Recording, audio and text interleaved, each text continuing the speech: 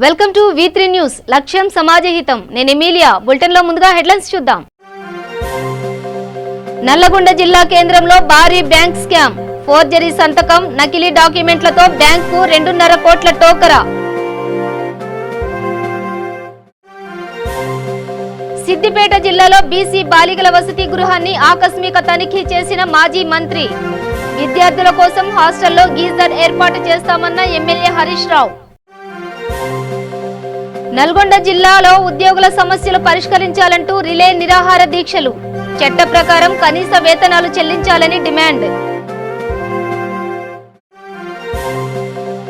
కర్నూలు జిల్లాలో శ్రీ లలితా సుందరేశ్వర దేవాలయంలో అమ్మవారికి అలంకరణ మహోత్సవం. ఆషాఢ మాసంతో 9 వారాలు అమ్మవారికి ఘనంగా పూజలు.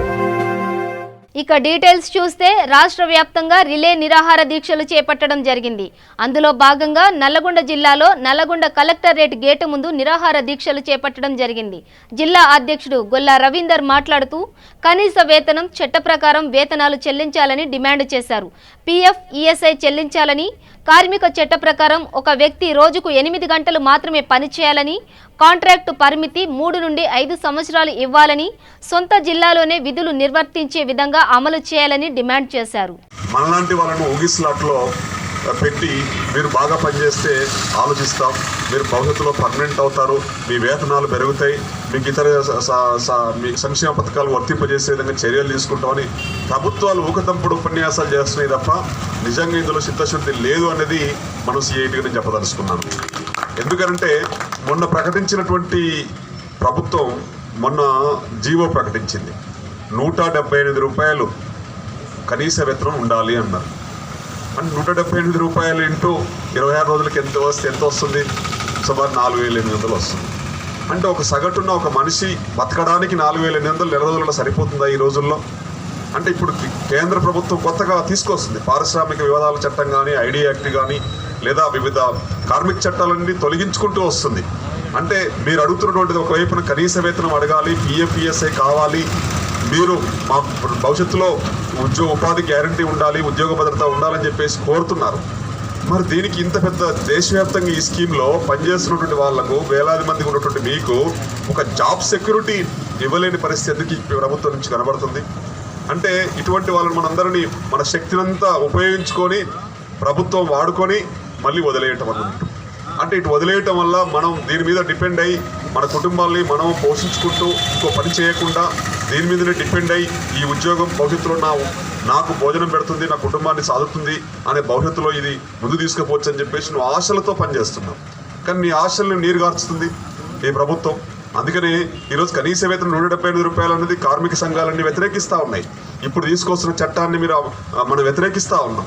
178 రూపాయలు ఎలా బతకడానికి సాధ్యమవుతుంది? ఈరోజు కలెక్టర్ గారు ప్రకటించిన జీవో షెడ్యూల్ ప్రకారం ఎంత ఉండాలి? 600 రూపాయలు ఉండాలి.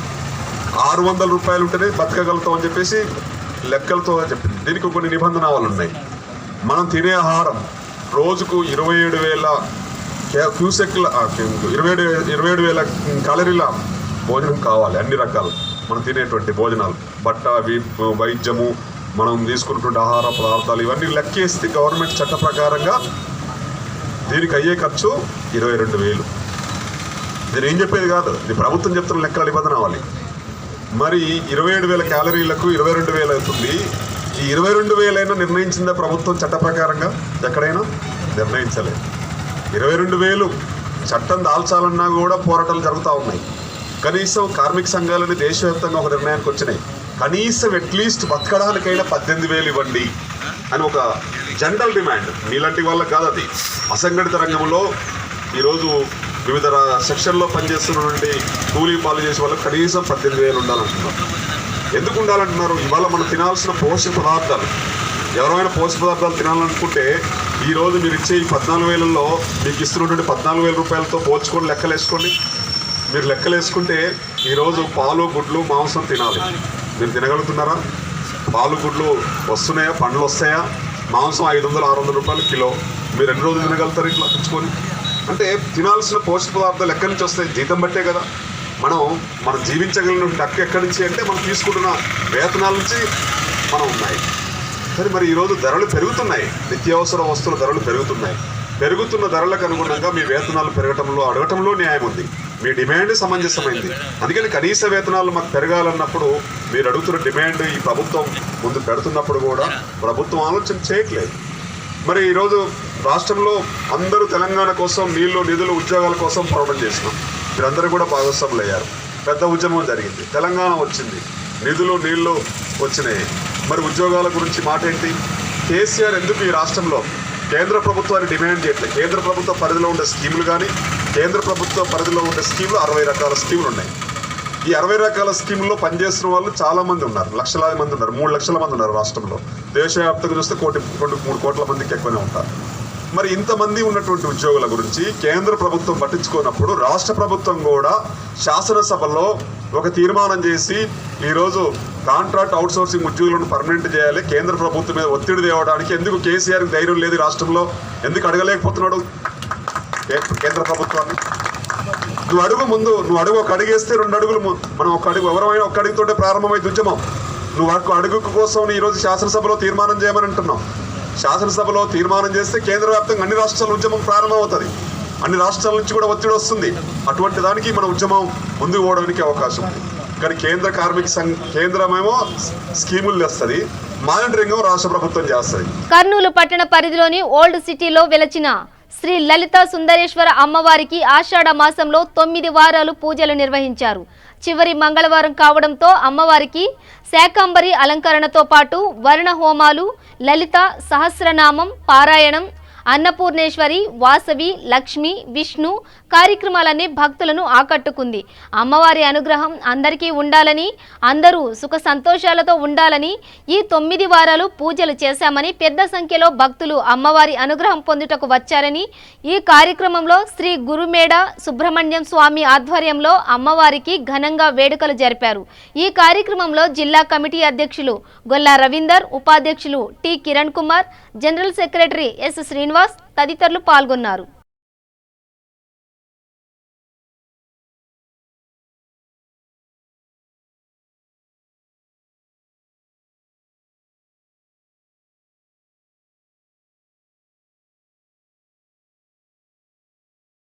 సిద్దిపేట జిల్లా కేంద్రంలో ఉన్న బీసీ బాలకల వసతి గృహాన్ని మాజీ మంత్రి ఎమ్మెల్యే హరీష్ రావు ఆకస్మిక తనిఖీ చేశారు. వసతి గృహంలో భోజన ఏర్పాట్లు, వంటకాలు ఎలా ఉన్నాయో పరిశీలించారు. హాస్టల్లో విద్యార్థులకు సరైన వసతులు ఉన్నాయో, భోజనము వంటకాలు రుచిగా పరిశుభ్రంగా ఉన్నాయా అని, మెనూ ప్రకారం సమయానికి గుడ్లు, పండ్లు, పౌష్టికాహారం అందిస్తున్నారా అని విద్యార్థులను ఆరా తీశారు. విద్యార్థుల యోగక్షేమాలు అడిగి తెలుసుకున్నారు. విద్యార్థుల కోసం హాస్టల్లో వేడి నీరు కోసం గీజర్ ఏర్పాటు చేస్తానని తెలిపారు. అనంతరం విద్యార్థులతో కలిసి కింద కూర్చొని భోజనం చేశారు. ఈ తనిఖీలో భాగంగా హరీష్ రావుతో పాటు ఎంపీ కొత్త ప్రభాకర్ రెడ్డి పాల్గొన్నారు. కార్యక్రమమైన విజయవంతం కావాలంటే నేను అనుకుంటే జరగదు, మనము అనుకుంటే అది విజయవంతం అవుతుంది. మీరు చేయవలసిందల్లా కూడా మీరు మీ గ్రామంలో ఈ ప్రోగ్రామ్ సక్సెస్ కావాలంటే అందరినీ భాగస్వామ్యం చేయండి. మహిళా సంఘాలు, కుల సంఘాలు, యువజన సంఘాలు, రైతు సంఘాలు, సంఘాల వారిగా వాళ్ళను ఒక వేదిక మీదకి తీసుకొచ్చి మీరు మాట్లాడాలి. ఇప్పుడు గొల్ల కుటుంబ సంఘం ఉంది, వాళ్ళ దగ్గర పోయి కూర్చొని మాట్లాడి, రేపు నీళ్ళు వస్తున్నాయి, చెలక భూములు ఉన్నాయి, గొర్రెలు మేకలు తినాలంటే మనం కొంత అవసరమైనటువంటి చెట్లు పెట్టుకోవాలి, పొలం గట్ల మీద పెట్టుకుందామని వాళ్ళని ఇన్వాల్వ్ చేయండి.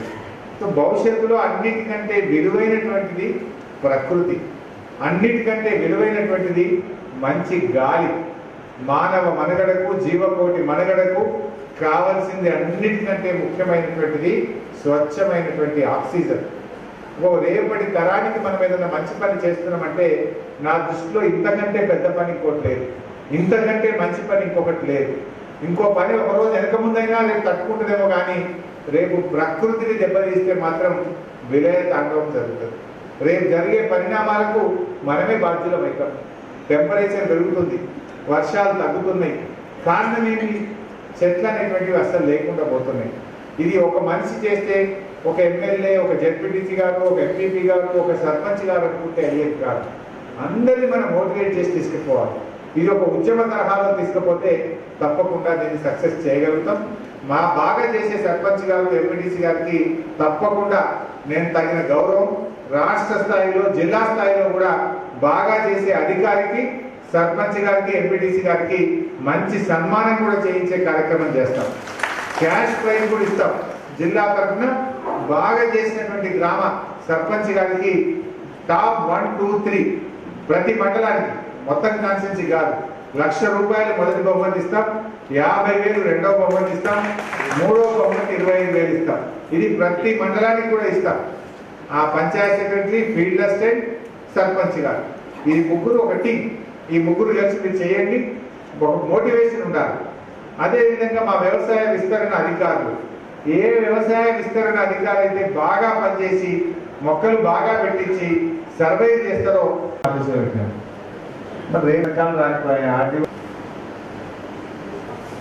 వెరీ జాగ్రత్త ముగ్గురు ఎవరు ముందు ఇంటరాక్ట్ అయ్యింది. రేపు రమ్మని వద్ద రావు. ఎంపీటీసీ గారు మీరు కూడా భాగస్వామ్యం కానీ ఇప్పుడు రైతులు ఎంపీటీసీకి అప్లై అయిపోయాం సార్. రైతులు ఎంపీటీసీ చెప్పినావు వాళ్ళు కట్టుకొని నువ్వు కొట్టుకొని ఆయనక అంటే కొంతమందిని అప్లై అయిపోయాం సార్. 50,000 మంది ఇచ్చారు సార్. Thank you. వెన్సాన్పల్లి గ్రామం కూడా కొంచెం మంచిగా పనిచేసిండు. రవీందర్ గౌడ్ గారు ఉన్నారా? 2,000 చెట్లు పెట్టిండు. కొంచెం సున్నానైతే లేదు, సంతోషం. రియల్ ఎస్టేట్ వ్యాపారంలో భాగంగా నాగేండ్ల కృష్ణారెడ్డి అనే నిందితుడు తన పార్ట్నర్ పూజిత కృష్ణారెడ్డిని డబ్బుల విషయంలో తన తెలివిని క్షూర చూపించాడు. ఈ ఘటన నల్గొండ జిల్లాలో చోటు చేసుకుంది. గతంలో కూడా ఇలాంటి చెక్ ఫోర్జరీ కేసును హైదరాబాద్ ఫోరెన్సిక్ ల్యాబ్కు పోలీసులు పంపడం జరిగింది. తాజాగా సంతకం ఫోర్జరీ నిజమేనని ఫోరెన్సిక్ ల్యాబ్ నిపుణులు తేల్చారు. గతంలో కూడా ఎల్ఐసిలో సైతం భారీ స్కామ్కు పాల్పడినట్లు రాఘవరెడ్డిపై పోలీసులు ఆరోపణలు ఉన్నాయని తెలిపారు. దాంట్లో DSP Sushila garu, DSP Venkatagowda, CI Anil Kumar, SI Thangallapalli Shekhar, SI Yellareddypet Praveen, SI Mustabad, PC Naresh and Ravi from Mustabad, Rajinikanth and Vijay from Thangallapalli, Satish and Vijay from LRD. So ఇది ఒక టీమ్ ఫామ్ చేసాము. ఫామ్ చేసిన తర్వాత ఈ ప్రాపర్టీ అఫెన్సెస్ మీద వర్కౌట్ చేసినప్పుడు ఈరోజు ఒక ఇన్ఫర్మేషన్ వస్తుంది. ఆ ఇన్ఫర్మేషన్ మీద తాడూర్ ఎక్స్ రోడ్ దగ్గర ఈ యొక్క property offender Vengala Bhikshapathi alias Chikkodu Krishna, resident of Dubbaka, Siddipet district. So ఇతన్ని పట్టుకోవడం జరిగింది. సో బేసికలీ ఇతను సింగిల్ అఫెండర్. అంటే ఇతను మోడస్ ఆపరెండి ఏమంటే ఒకటే అఫెండర్ ఉంటాడు. సో మార్నింగ్ రెక్కి చేస్తాడు, ఈవినింగ్ వచ్చి ఒక పర్సన్ హౌస్ బ్రేకింగ్ చేసి థెఫ్ట్ చేసుకొని వెళ్తాడు. సో దీనికి ముందు ఇతను తూఫ్రాన్, రామాయణపేట్, నర్సాపూర్, శివంపేట్, చిన్న శంకరంపేట్, జోగిపేట్, బిక్నూర్, మెడ్చల్, దుబ్బాక, చేగుంట, సిద్దిపేట్, సంగారెడ్డి టోటల్ అరౌండ్ ఈ అఫెన్సెస్తో కలిపితే అరౌండ్ 90 అఫెన్సెస్లో పార్టిసిపేట్ చేశాడు. He was release from the prison. So దాని తర్వాత తంగలపల్లి 2. నారాయణపేట జిల్లాలో దామర్గిద్ద మండలం పరిధిలో ఎంపీడీఓ కార్యాలయం ముందు సర్పంచ్ సంఘం ఆధ్వర్యంలో మండల ప్రజా పరిషత్ కార్యాలయం ఎదుట సర్పంచుల ధర్నా చేపట్టారు. ఈ సందర్భంగా మండల సంఘం అధ్యక్షుడు సుభాష్ మాట్లాడుతూ ఉప సర్పంచ్ చెక్ పవర్ రద్దు చేసి పాత పద్ధతిలో చెక్ పవర్ కొనసాగించాలని డిమాండ్ చేశారు. లేని పక్షంలో రిలే నిరాహార దీక్షలు కొనసాగిస్తామని మండలంలోని గ్రామాల సర్పంచులు అందరూ మండల ప్రజా పరిషత్ కార్యాలయం వద్ద ధర్నా నిర్వహించారు.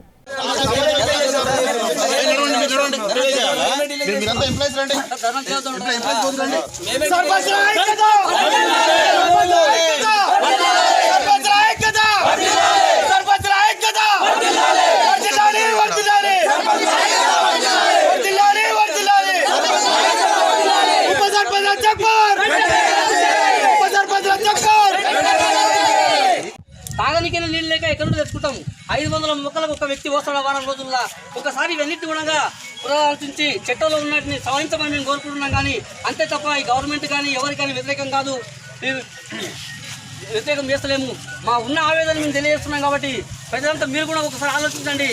ఇంతవరకు న్యాయం, ఇంతవరకు ఇది ఉందని చెప్పేసి ఇంతవరకు గతంలో ఉన్న మాదిరిగా సర్పంచులకు ఎంత చెప్పుకోవాలో అదేవిధంగా కొనసాగిస్తే మేము కూడా గవర్నమెంట్ 90% అంతరంగుణంగా టీఆర్ఎస్ గవర్నమెంట్ అనుకూలంగా ఉన్న సర్పంచులే ఉన్నాం. కానీ ఈరోజు మా మీదే ఇలాంటి విష ప్రయోగాలు చేయడం వల్ల మేము ఇప్పటికే 6 నెలలు చెప్పుకోలేక గ్రామంలో నీళ్లు లేక ఇబ్బంది ఏర్పడుతున్నాం. అన్ని రకాలుగా ప్రభుత్వం చుట్టూ అయినా మా గవర్నమెంట్గా ఇస్తుందని చెప్పి ఆలోచన చేసి మేము ఇన్ని రోజుల వరకు ఇంకా వెయిట్ చేస్తూనే ఉండగా ఈరోజు మా మీద ఈ ప్రయోగాలు చేస్తాం కాబట్టి దీనికి నిరసనగానే ఈరోజు కార్యక్రమాన్ని నిర్వహిస్తున్నాం. ముందు ఇంకా ధర్నాలు రస్తరోగులు అన్నీ చేస్తాం. రేపు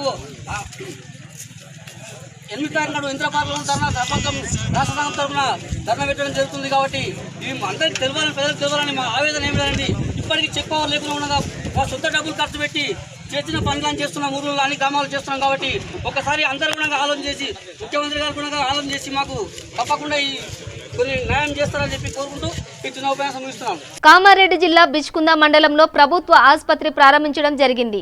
ఈ కార్యక్రమానికి ముఖ్య అతిథులుగా తెలంగాణ ఆర్థిక శాఖ మంత్రి ఈటెల రాజేందర్, తెలంగాణ వ్యవసాయ శాఖ మంత్రి పోచారం శ్రీనివాస్ రెడ్డి, కామారెడ్డి జిల్లా కలెక్టర్ సత్యనారాయణ తదితరులు పాల్గొన్నారు. సూర్యాపేట పట్టణంలో టౌన్ స్టేషన్లో డీఎస్పీ నాగేశ్వరరావు మీడియా సమావేశం నిర్వహించారు. ఈ సందర్భంగా ఆయన మాట్లాడుతూ స్థానిక హైటెక్ బస్టాండ్ సమీపంలో పోలీసులు పెట్రోలింగ్ చేస్తుండగా ఒక వ్యక్తి అనుమానాస్పదంగా తిరుగుతుండగా గమనించిన పోలీసులు అతని బ్యాగ్ సోదా చేయగా బ్యాగ్లో 8 కేజీల గంజాయి బయటపడింది. ఆ వ్యక్తిని విచారించగా తన పేరు కొత్తపల్లి వీరన్న అని నర్సీపట్నంలో నివాసం ఉంటున్నట్లు తెలిపాడు. అతని దగ్గర నుండి 8 కేజీల గంజాయిని స్వాధీనం చేసుకుని అతన్ని రిమాండ్కు పంపినట్టు తెలిపారు. ఈ సమావేశంలో పట్టణ సీఐ శివశంకర్, పోలీస్ సిబ్బంది కరుణాకర్, కృష్ణయ్య, శ్రీనివాస్ తదితరులు పాల్గొన్నారు. ఉదయం అందాజు 8 గంటల ప్రాంతంలో టౌన్ సీఐ శివశంకర్ ఆధ్వర్యంలో వారి యొక్క బృందం పెట్రోలింగ్ చేస్తుండగా హైటెక్ బస్ స్టాండ్ సమీపంలో ఒక వ్యక్తి అనుమానాస్పదంగా రోడ్డు అతను పట్టుబడి చేసి చెక్ చేయగా అతని వెనక బ్యాగ్లో కొంత మెటీరియల్ ఉంది. ఆ మెటీరియల్ ఓపెన్ చేసి చూడగా అది గంజాయిలాగా అనుమానంతో అతను పిలిపించి అతను విచారించగా అతను ఇట్లా నాది సోమశో విలేజ్ అని అతని పేరు కొత్తపల్లి వీరన్న అలియాస్ వరుణ్. ఇది యాక్చువల్గా కాకరవాయి తిరుమలాయి మండలం. అయితే ఇతను ఈ గంజాయిని హైదరాబాద్ తీసుకుపోతూ మార్గమధ్యలో సూర్యాపేటను దిగి సూర్యాపేట లారీ కోసం వెయిట్ చేస్తుండగా మా పార్టీకి అనుమానం వచ్చి పట్టుకోవడం జరిగింది. అతన్ని చెక్ చేసి ఈ గంజాయి దొరికింది. ఈ గంజాయిని నర్సీపట్నం ఏరియా నుంచి కేజీ 2500 రూపాయలు చొప్పున కొనుక్కొని హైదరాబాద్ తీసుకుపోయి అక్కడ ఒక్కొక్క ప్యాకెట్ అంటే కేజీ 20,000-30,000 రూపాయలు బెనిఫిట్ కోసం అమ్ముకోవడానికి తీసుకునేది. లోకల్ ఎంఆర్ఓకి పిలిపించి ఎంఆర్ఓ సమక్షంలో పంచనామా చేసి వనపర్తి జిల్లా కొత్తకోట మండలంలోని మీరాసిపల్లి గ్రామానికి చెందిన Congress party ward member Rajesh చెల్లికి సంబంధించిన కళ్యాణ లక్ష్మి ఆర్డీ చేయడం కోసం టీఆర్ఎస్ సర్పంచ్ సంతకం కోసం వెళ్ళగా మీరు నాకు ఓటు వేయలేదని నేను సంతకాలు పెట్టను అని, ఒకవేళ సంతకాలు పెట్టాలంటే టీఆర్ఎస్ సర్పంచ్కు 10,000 రూపాయలు ఇస్తే సంతకం పెడతా అని చెప్పి వెనక్కి పంపించారని రాజేష్ ఆగ్రహం వ్యక్తం చేస్తున్నాడు. ఇప్పటికైనా అధికారులు స్పందించి న్యాయం చేయాలని కోరుతున్నాడు. క్యాస్ట్, ఇన్కమ్, ఆధార్ కార్డు అన్ని కరెక్ట్ ఉన్నాయి. సర్పంచ్ దగ్గర మన ఇది కళ్యాణం పైసలు దానికి సంతకం పెట్టంటే పెట్టని అంటున్నాడు. కేసీఆర్ గారు మీరే, మీ ఎంఆర్ గారు మీరే న్యాయం చేయాలి, 10,000 ఇస్తే పెడతా లేకుంటే పెట్టని అంటున్నాడు. మీరు నాకు ఎట్లన్నా చేసి మీరు న్యాయం చేయాలి. కర్నూలు జిల్లా ఎస్పీ ఉత్తర్వుల మేరకు కోడుమూరు సర్కిల్ సిఐ పార్థసారథి రెడ్డి ఆదేశాలతో కోడుమూరు ఎస్ఐ మల్లికార్జున, గోనెగండ్ల ఎస్ఐ నాగార్జున వారి సిబ్బందితో కలిసి కోడుమూరు మండలం పాలకుర్తి ఫ్యాక్షన్ గ్రామంలో కార్డన్ సెర్చ్ నిర్వహించారు. నల్గొండ జిల్లా కేతేపల్లి మండలం ఇనుపముల వద్ద కారు బోల్తా ఒకరికి గాయాలు, 108 అంబులెన్స్లో తరలింపు.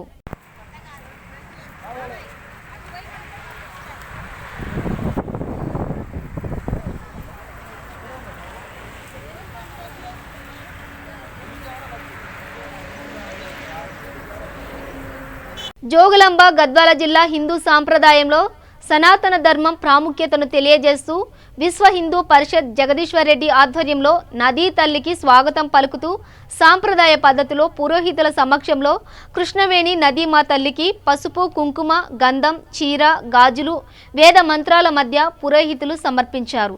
నదీమా తల్లికి హారతితో పురోహితులు స్వాగతం పలికారు. శ్రీ గురుభ్యో నమః. హరి ఓం. ఈరోజు గద్వాల జోగులాంబ జిల్లా గద్వాల ముఖ్య పట్టణమునందు ఉన్నటువంటి కృష్ణవేణి నది సమీపం లోపల పుర ప్రముఖులు అందరూ కూడా కలిసి, సకల జనులందరూ కూడా కలిసి ఈ యొక్క నది స్వాగత కార్యక్రమాన్ని చేయడం జరిగింది. ఈ స్వాగత కార్యక్రమం లోపల విశేషంగా భక్తులు పాల్గొన్నారు. అమ్మవారికి వాయనము మరియు పసుపు కుంకుమలతో ఆహ్వానం చేయడం జరిగింది. అదేవిధంగా విశేషంగా అమ్మవారికి మంగళహారతులు చేయడం జరిగింది. 84 లక్షల జీవరాశులు బతికి ఉండాలంటే కూడా నీళ్ళ యొక్క అవసరం చాలా ఉన్నది. అటువంటి ఆధారమైనటువంటి నీళ్లు పై ప్రాంతంలో వర్షం పడడం వల్ల వచ్చినాయి కనుక అంతా సంతోషంతో అమ్మవారిని స్వాగతం చేయడం జరిగింది. ఇప్పుడే ఆ స్వాగతంతో అమ్మవారు కూడా పులకించి వర్ష రూపకంగా కూడా మమ్మల్ని కరుణిస్తూ ఉన్నది, ఆశీర్వాదం చేస్తూ ఉన్నది. కనుక ఆ అమ్మవారికి పాద నమస్కారపూర్వకంగా నమస్కారాలు చెల్లిస్తూ శ్రీకృష్ణార్పణమస్తు. నారాయణపేట జిల్లా మక్తల్ మండలంలోని బాయ్స్ హై స్కూల్లో లయన్స్ క్లబ్ ఆధ్వర్యంలో విద్యార్థులకు ఉచిత వైద్య మరియు రక్తదాన శిబిరాన్ని ఎమ్మెల్యే చిట్టెం రామ్మోహన్ రెడ్డి ప్రారంభించారు. ఈ కార్యక్రమంలో పలువురు నేతలు పాల్గొన్నారు. బులెటిన్ ముగించే ముందు హెడ్లైన్స్ మరోసారి. నల్లగొండ జిల్లా కేంద్రంలో భారీ బ్యాంక్ స్కామ్, ఫోర్జరీ సంతకం, నకిలీ డాక్యుమెంట్లతో బ్యాంకు 2.5 కోట్ల టోకరా. సిద్దిపేట జిల్లాలో బీసీ బాలికల వసతి గృహాన్ని ఆకస్మిక తనిఖీ చేసిన మాజీ మంత్రి. విద్యార్థుల కోసం హాస్టల్లో గీజర్ ఏర్పాటు చేస్తామన్న ఎమ్మెల్యే హరీష్ రావు.